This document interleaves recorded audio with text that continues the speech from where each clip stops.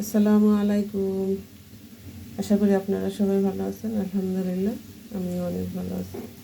আমি আজকে নারকেল দিয়ে চিংড়ি মাছ ভুনাটা আপনাদের সাথে শেয়ার করব। তো প্রথমে দিয়ে দেবো এই যে নারকেল বাটা,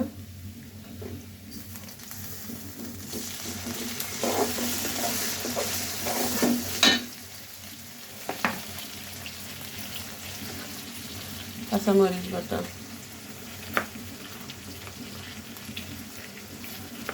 একটু ঝাল ঝাল না হলে আমার ভালো লাগবে না, তাই একটু বেশি করে দিলাম।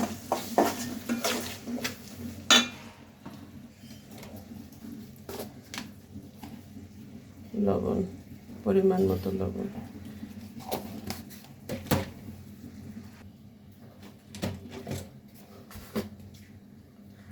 একটু হলুদের গুঁড়ো,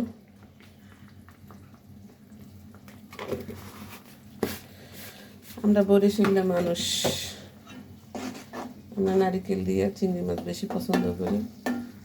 চিংড়ি মাছ বলতে আমরা আরও অনেক অনেক মাছ নারিকেল বাটা দিয়ে পছন্দ করি। আসলে নারিকেল বাটাটা খুবই একটা স্বাদ, এটা দিয়ে তরকারি রান্না করলে অনেক স্বাদ হয় তরকারি।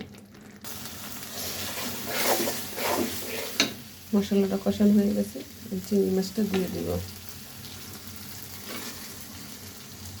একদম দেশি চিংড়ি মাছ, বড় বড়।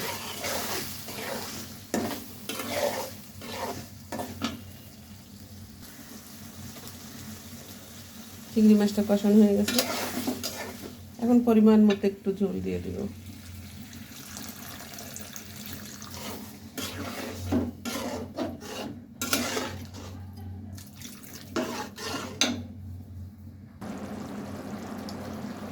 তো হয়ে গেছে আমার নারিকেল দিয়ে চিংড়ি মাছ ভুনা।